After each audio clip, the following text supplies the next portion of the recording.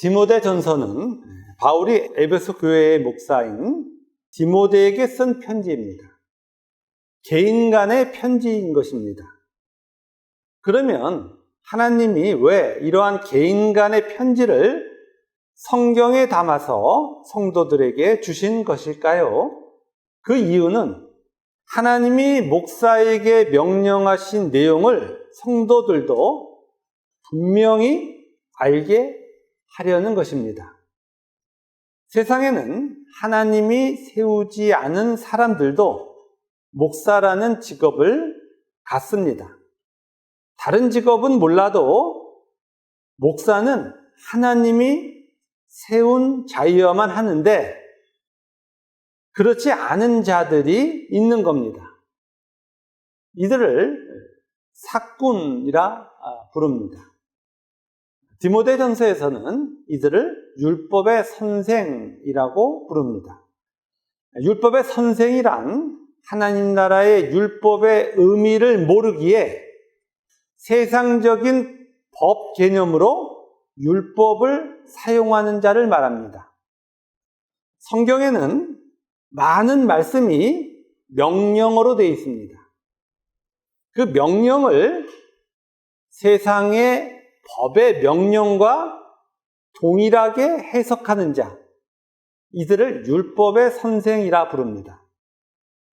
이들은 하나님 나라를 세상의 나라로 바꾸려는 시도를 합니다. 하나님은 이러한 율법의 선생으로부터 성도들을 보호해 주시기 위하여 디모데전서를 포함한 목회 서신을 주셨습니다.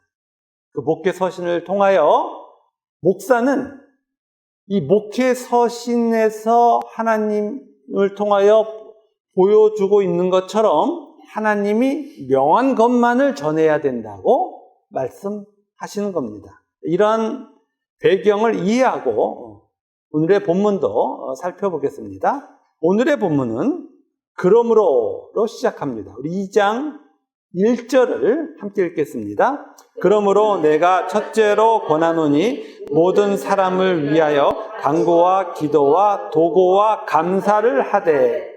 아멘.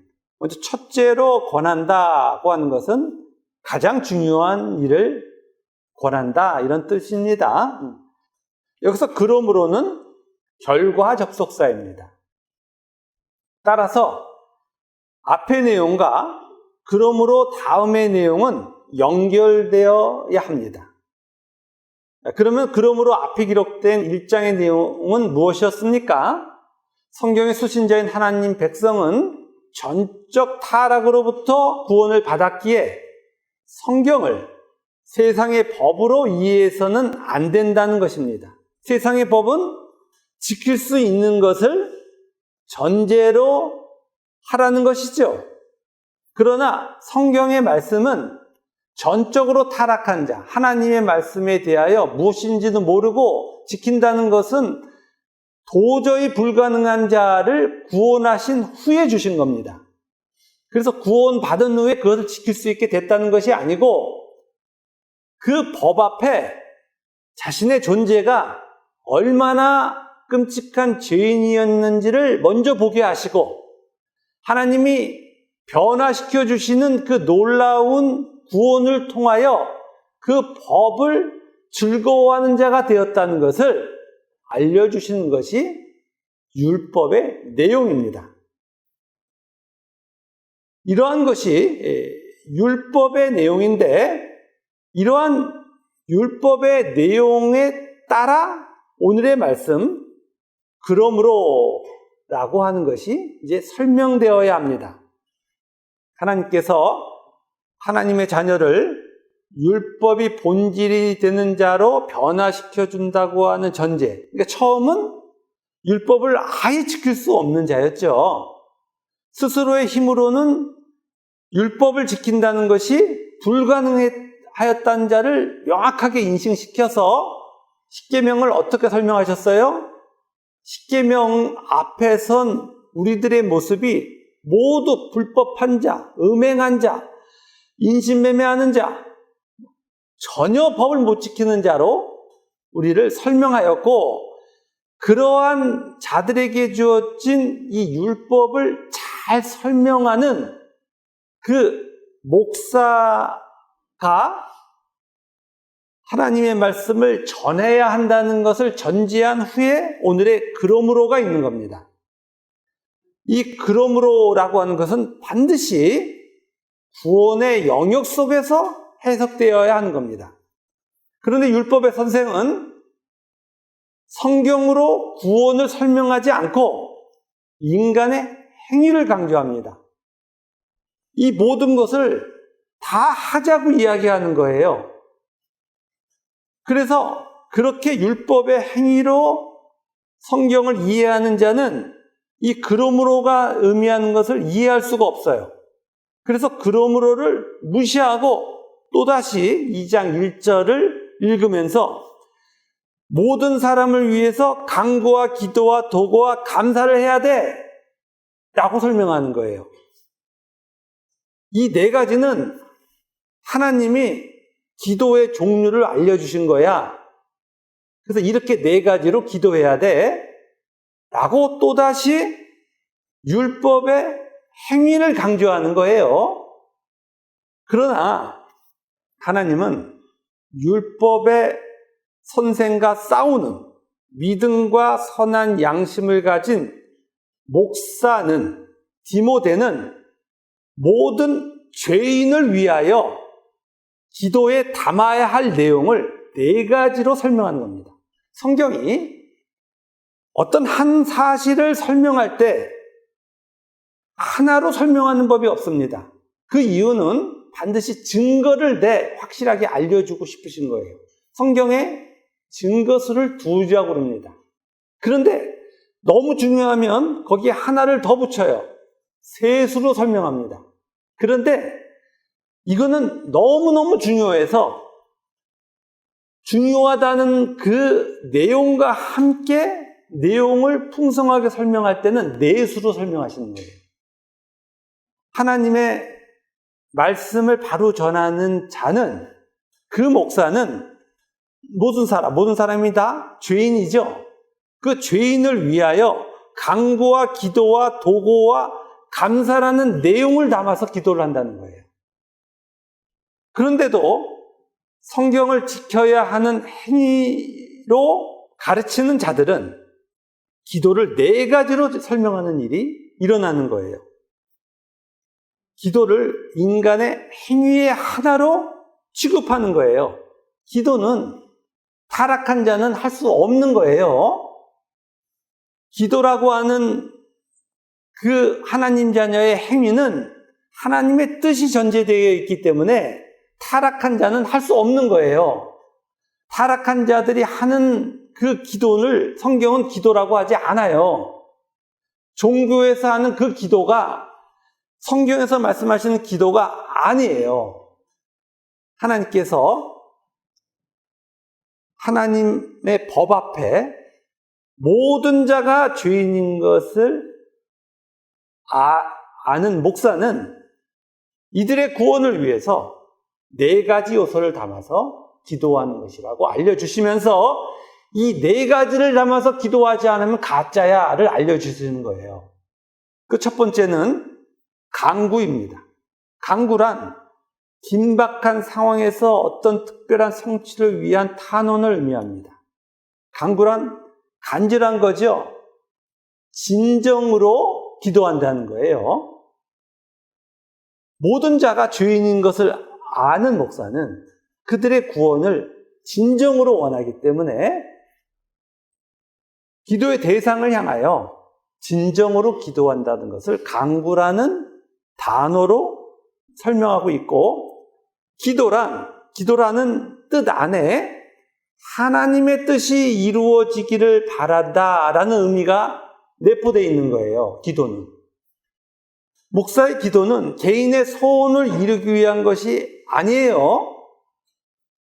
하나님이 하나님의 자녀에게 허락하신 삶의 전부는 언제나 완전한 거예요. 그걸 개선해서 자신의 어떤 소원을 이루는 것이 기독교의 내용이 아니라고요. 구원이라고 하는 내용 안으로 들어온 자, 그들은 애굽에서 광야로 온 거예요. 광야에서 하나님의 자녀로 변하는 삶을 사는 것이 하나님의 뜻이죠. 그런데 광야에 와서 왜 아파트가 없지? 이렇게 얘기하면 그 하나님이 아파트 그럼 줄게 그러고 광야에다가 아파트를 지어주는 게 아니란 말이에요. 그런데 사람들이 구원의 내용 안에 자신을 바라보지 못하는 거예요. 죄인이라서.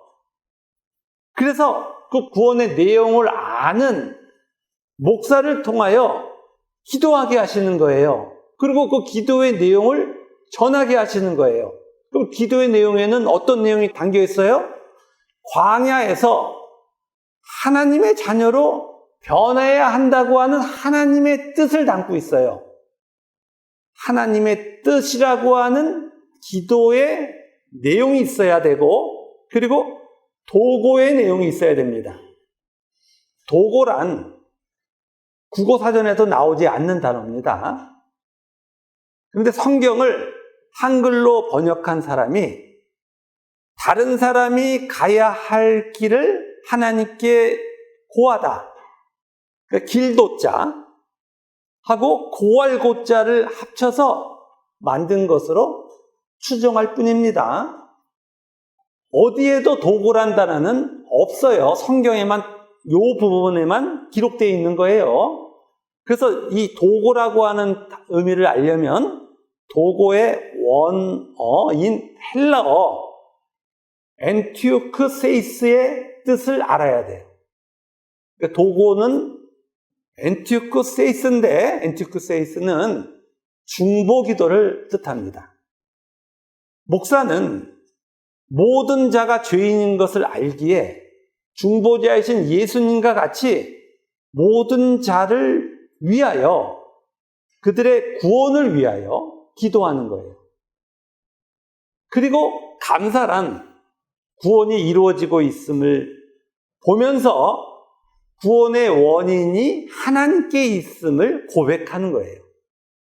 진정한 마음으로 하나님의 뜻 안에서 하나님의 자녀가 된 자를 위하여 하나님의 뜻이 이루어지는 것을 감사하며 하나님께 아뢰는 자, 그가 목사인 거예요. 이런 내용을 담지 않고 다른 내용을 담아서 기도하면 그는 가짜라는 것을 알려주시기 위한 거예요. 가짜는 뭐라고 기도해요? 광야에서 하나님이 무엇을 주신다고 기도해요? 아파트 주신다고 하고 금덩어리 준다고 얘기하고 세상에 명예 준다고 얘기하고 그거 줄 테니 열심히 자기가 하라는 거 하라고 얘기하잖아요. 그럼 그렇게 얘기하면 전부 뭐라고 성경이 알려주시는 거예요? 가짜라는 것을 알려주시는 거예요. 여기 기도의 대상을 2절에 보시면 이 기도의 대상이 이제 기록되어 있습니다. 우리 2절을 우리 함께 읽겠습니다. 임금들과 높은 지위에 있는 모든 사람을 위하여 하라. 이는 우리가 모든 경건과 단정함으로 고요하고 평안한 생활을 하려 함이라. 아멘.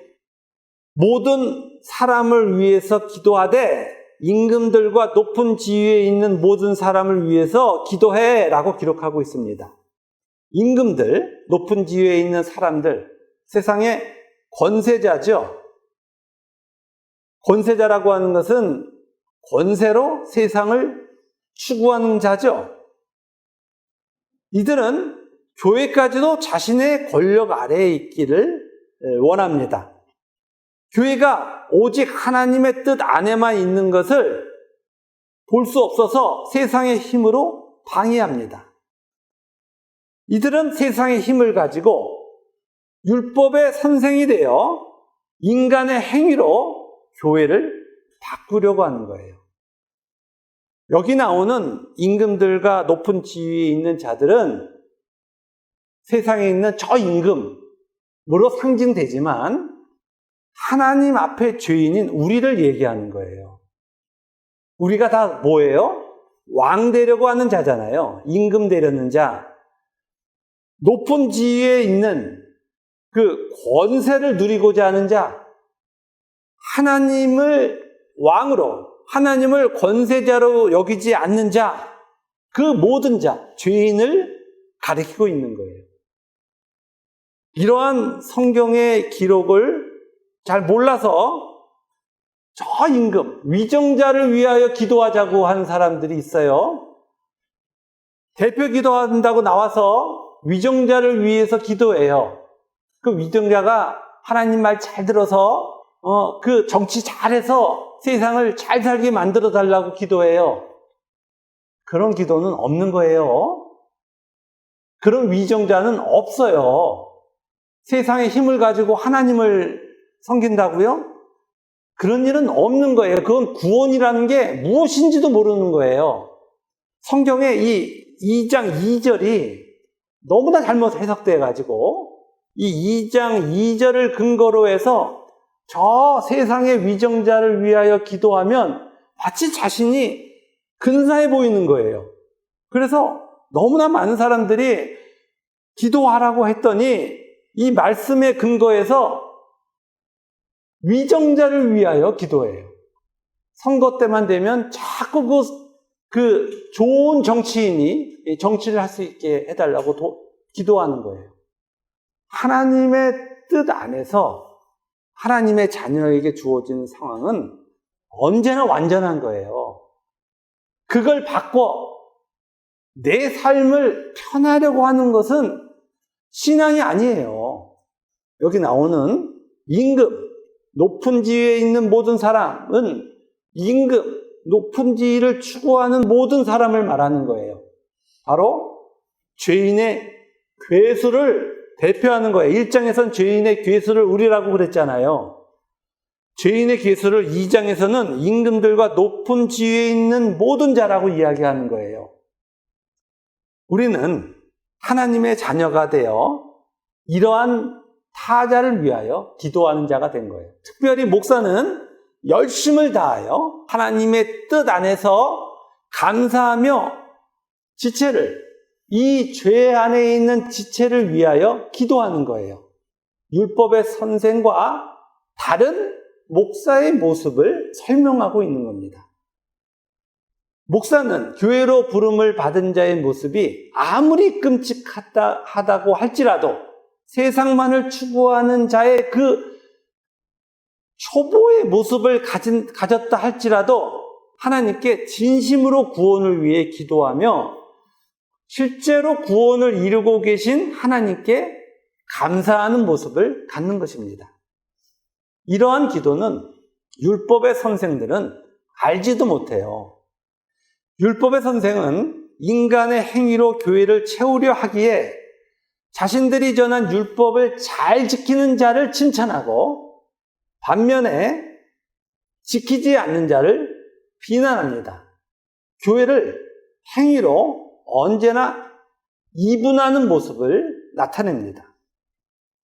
헌금 많이 한 자, 기도 많이 한 자, 예배에 빠지지 않는 자, 교회에 사람을 많이 데리고 오는 자, 이런 등등을 칭찬하며 이러한 자가 되자고 기도해요. 또한 자신이 정한 그 틀린 율법을 지키는 자를 향하여 형통의 복을 구합니다. 그러나 하나님은 성도들에게 성경을 올바로 전하는 자의 모습은 간구, 기도, 도고, 그리고 감사로 기도하는 것이라고 오늘 설명해 주시는 거예요. 목회서신은 우리가 하나님의 말씀을 어떻게 전해야 되는지, 어떻게 기도하는지 그 목사를 보면서 저 목사가 가짜인지 진짜인지 판별하라고 주신 거예요.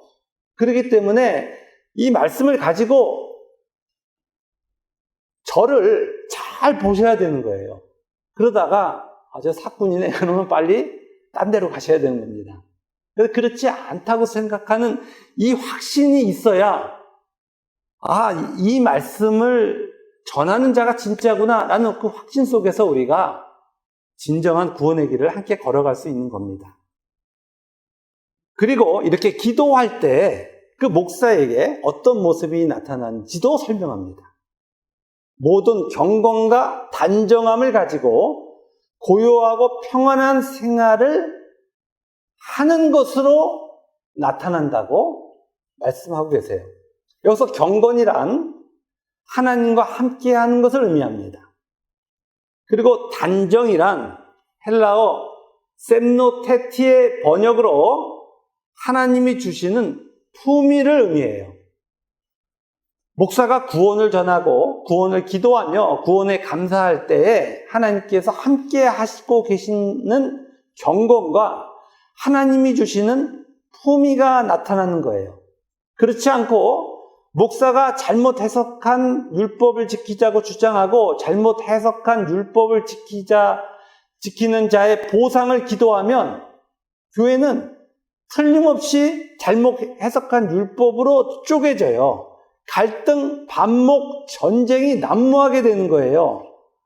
틀리게 해석한 율법을 원인으로 삼음으로 나타나는 세상적 자랑이 교회에 판을 치게 되는 거예요. 이렇게 교회가 혼돈 속에 들어가면 그 혼돈을 시작한 율법의 선생에게는 경건과 단정이라는 게 나타날 수가 없어요. 인간이 만들어낸 것으로는 하나님과 함께하고 있는 경건이 나타날 수가 없다는 거예요. 하나님이 당신의 백성들을 구원하고 계시기에 오직 구원의 영역 안에서만 하나님과 함께하는 경건과 하나님이 주시는 품위가 나타나는 것입니다. 율법의 선생들은 본능적으로 자신이 가짜라는 것을 알고 있어요. 자신의 실체를 알고 있기에 이들은 자신의 실체를 숨기기 위해서 자꾸 무엇을 덮는 거예요. 인위적인 신비로 자신을 경건의 모양으로 포장하고 성도들을 속입니다. 가짜들이 있는 곳에 가면 목사만 다니는 길이 있어요.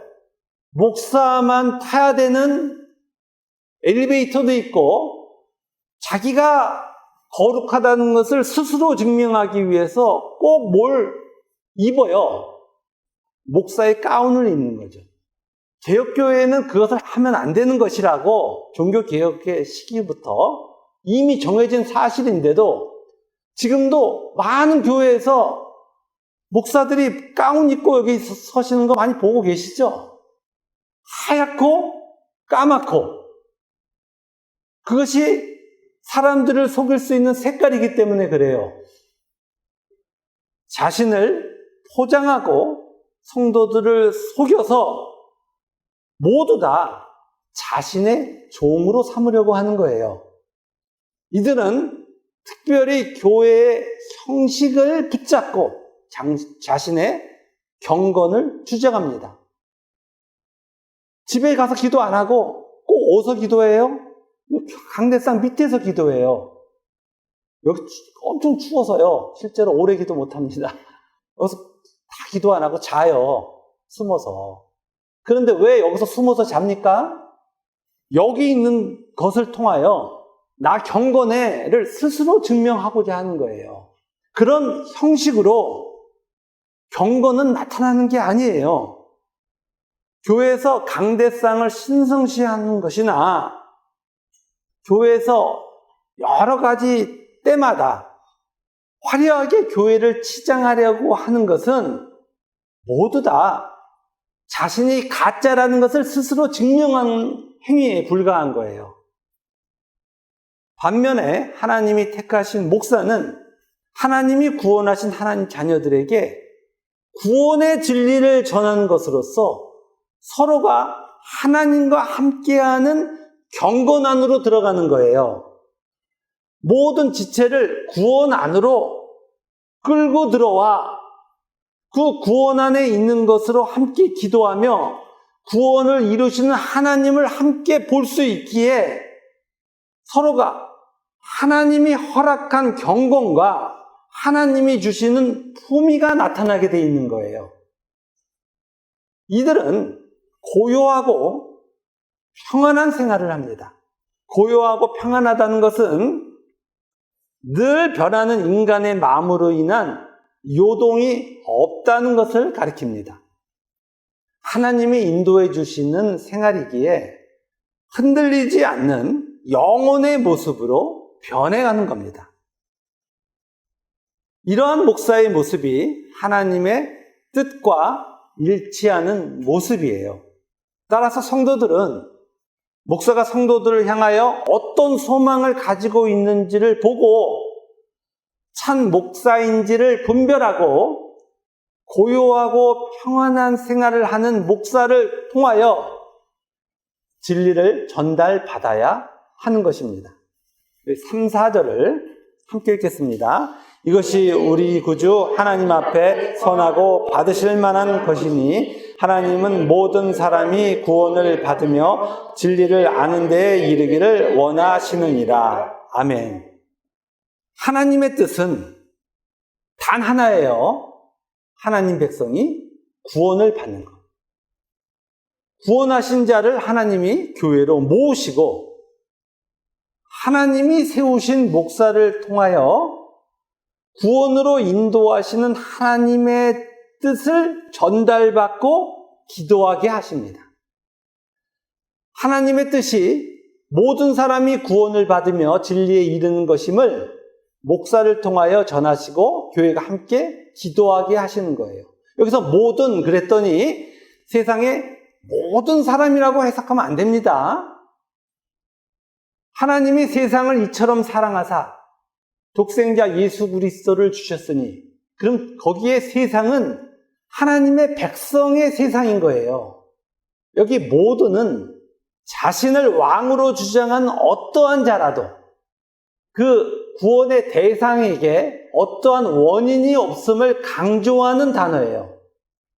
하나님은 하나님 자녀가 된 모든 자들에게 그가 아무리 끔찍하다 할지라도 진리를 알게 해주시는 거예요. 따라서 참된 목사를 통하여 구원이 설명되면 구원을 받은 하나님의 자녀들이 그 진리를 알아듣는 거예요. 참된 목사가 그 지체를 향하여 구원을 위하여 기도하면 하나님이 구원 안으로 부르신 자이시기에 그에게 감사의 일들이 나타나는 거예요. 그 감사의 일은 세상의 형통을 얘기한 게 아닙니다. 우리가 구원을 받아 변하지 않으면 천국에 아무도 갈 수가 없는 거예요. 하나님 나라는 하나님 자녀로 변한 자들만 들어가는 거예요. 하나님 자녀로 변하지 않으면 자기가 하나님의 자녀로 부름을 받았다고 아무리 스스로 주장해도 구원받지 않은 거예요. 따라서 하나님의 그 원인으로 하나님의 은혜로 구원을 받은 자들은 변화되게 돼 있는 거예요. 변화를 받고 있는 자신의 삶을 인식한 하나님의 자녀들은 이제 구원을 설명하는 그 목사의 이야기가 들리는 거예요. 그 목사가 하는 얘기가 아니라 하나님이 하시는 얘기라서 그래요. 그리고 그 기도의 내용에 함께 하는 거예요.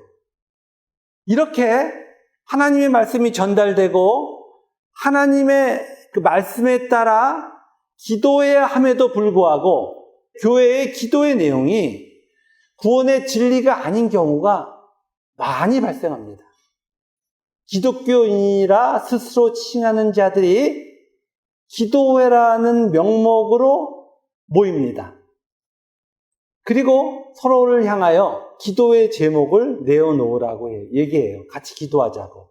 그러면 그 기도의 제목을 이렇게 리스트를 뽑아보면 가족의 건강, 자녀의 입시, 취직, 결혼, 경제적 어려움에서의 회복, 노예의 안정 등등등등등등 전부 이 세상에서 있다가 없어지는 것만 기도의 제목으로 내어놓아요. 우리가 연약하니까 그렇게 기도할 수 있죠. 근데 그게 전부면 어떻게 된 거예요? 망한 거예요. 구원의 내용을 나는 몰라. 내가 생각하는 그 하나님은 금송아지야 라고 얘기하고 있는 거라고요. 교회로 모여서 기도 제목을 내어놓으면 우리 전도에 대해서 기도하죠. 선교, 교회 확장, 이런 기도의 제목을 가지고 또 기도합니다. 목사가 이런 내용으로 기도를 늘 하면 성도들은 그렇게 저렇게 기도하는 게 당연하구나 라고 생각합니다. 그러나 잘 생각해 보십시오. 이러한 내용은 다른 종교에서도 전부 구하고 있습니다. 모두 세상을 추구하는 거예요. 세상에서의 필요를 하나님의 힘을 동원하여 이루려고 하는 겁니다. 종교라고 하는 정의가 신을 동원하여 자신의 소원을 이루는 거예요. 그러나 성경을 전해주신 하나님이 주권자이신 하나님 나라는, 기독교는 그런 종교가 아니에요. 기독교를 종교의 하나로 생각하는 사람들이 교회에 모여서 하나님을 동원해서 자신의 소원을 이루려고 합니다.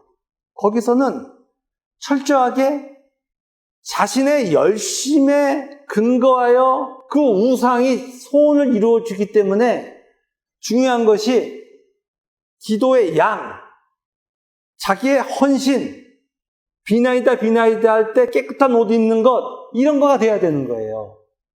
그래서 강조하는 것이 전부 뭐냐 하면 양을 늘려라. 기도를 안 들어주시면 아주 그냥 굶어 죽자. 이렇게 기도하라는 거예요. 하나님이 죽이시기까지 하겠냐? 소원 들어주지. 그러다 죽는 거예요. 그런 것이 기독교가 아닌 거예요. 그런데 그렇게 다 기도하니까 율법의 선생들이 기독교의 내용을 설명한 곳에는 기도의 제목이 전부 그런 내용이기 때문에 하나님께서 디모데전서를 줘서 뭐라고 우리에게 알려주신다고요? 참된 말씀을 전하는 곳에 기도는 4가지 요소가 있는 거야. 그 4가지 요소가 뭐라고요? 그 목사는 진정으로 하나님이 불러주신 지체를 위하여, 구원을 위하여 진정으로 하나님의 뜻이 이루어지기를 기도하며 그에게서 하나님이 이루고 계신 구원의 모습을 보며 감사하는 내용이 있다고 알려주시는 거예요. 이러한 기도의 내용을 우리가 너무나 오해하고 받아들여지지 않기에 5절, 6절을 통하여 또다시 설명하는 거예요. 5절, 6절도 우리 함께 읽어보겠습니다. 하나님은 한 분이시요 또 하나님과 사람 사이의 중보자도 한 분이시니 곧 사람이신 그리스도 예수라. 그가 모든 사람을 위하여 자기를 대속물로 주셨으니 기약이 이르러 주신 증거니라. 아멘. 하나님은 한 분이십니다. 삼위 하나님이 일체이신 거예요. 삼위 하나님은 모든 영광과 능력에 있어서 하나이시고 당신의 백성을 구원하고자 하시는 능력과 뜻도 하나이십니다. 그래서 삼위 하나님은 하나님과 사람 사이에 중보자 한 분을 두신 거예요. 그 중보자가 사람이신 그리스도 예수이신 거예요. 예수님은 모든 사람을 위하여 당신을 대속물로 주셨고 기약이 이르러 성육신 하시고 십자가에 달려 돌아가셨습니다. 삼위 하나님은 그리스도 예수의 대속의 사건을 통하여 하나님 백성을 구원하시겠다는 언약을 성취하신 거예요. 이런 언약의 성취를 증거라고 합니다.